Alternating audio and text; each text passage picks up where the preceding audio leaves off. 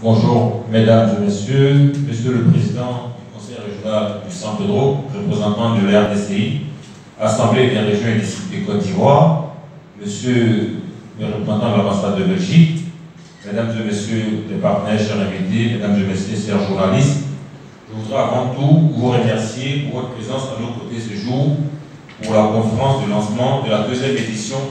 des Journées internationales de promotion de l'attractivité des régions et des villes ivoiriennes qui se tiendra à Bruxelles les 13 et 14 septembre prochains et qui aura pour thème transformer la Côte d'Ivoire en investissant dans nos régions. Comme vous le savez certainement, le programme de gouvernement de l'actuel mandat du président de la République, son Excellence Alassane Ouattara, intitulé La Côte d'Ivoire solidaire, comprend 5 piliers, dont le troisième consiste à créer au niveau de chacune des régions un cadre de vie et d'investissement pour renforcer leur compétitivité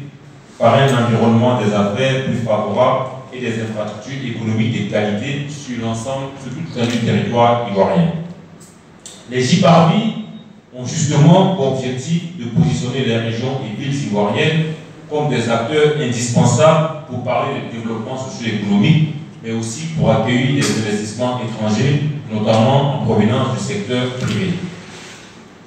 Comme pour la première édition, les JPARVI 2021 s'articuleront autour de deux principaux axes. Le premier concerne la gouvernance des territoires et sera principalement fait de panels de communication autour des sujets et outils pour améliorer le fonctionnement des collectivités territoriales et leur capacité à faire face aux problématiques majeures tels que le changement climatique, la transition énergétique, les enjeux de l'utilisation du numérique, le développement économique en lui-même, l'attractivité des territoires et évidemment aujourd'hui les innovations par rapport à la crise de Covid que nous connaissons, on voit de plus en plus que le numérique prend une place prépondérante. Donc comment faire de tous ces outils des outils de développement pour le territoire.